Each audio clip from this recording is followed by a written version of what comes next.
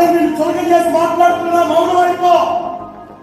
ఎవరైనా నేను చిన్నగా చూస్తున్నా మౌనం అయిపో. ఎందుకు తెలుసా? ఎందుకు మౌనం అయిపోవాలి? ఎందుకు మౌనం అయిపోవాలి? తిట్టినప్పుడు ఎందుకు మౌనం అయిపోవాలి? కొట్టినప్పుడు ఎందుకు మౌనం అయిపోవాలి? కాల్ చేసినప్పుడు ఎందుకు మౌనం అయిపోవాలి? ఎందుకు దేవుడు వల్ల మౌనం అయిపోమంటున్నాడంటే నువ్వు దేవుని ఆనందమైపోయావు కనుక నీ విషయంలో ఇంత మీద నీవు కాదు, నిన్ను నీ మీద వ్యతిరేకంగా వచ్చే ప్రతి శత్రువుతో పోరాటం చేయబోతావు. నీ పక్షాన దేవుడే వ్యాఖ్యమాడబోతావు.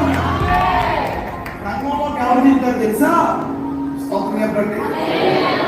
అధికారులు కాదు, నాయకులు కాదు, రంగంలోకి దేవాతి దేవుడి వెళ్ళిపోతావు.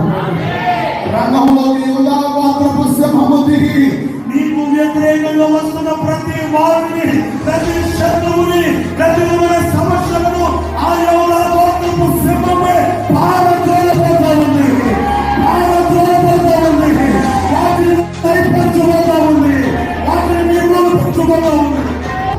నిన్ను ముచ్చుకుంటే దేవుడితో చల్లగట్టమన్నట్టు లెక్క. నన్ను ఎవరైనా హేళన చేశాడు, నన్ను ఎవరైనా తిట్టాడు, నేను చేసే పనికి ఏదైనా వంకలు పెట్టాడు, నేను నోరు కూర్చుంటాను, నేనేం మాట్లాడా.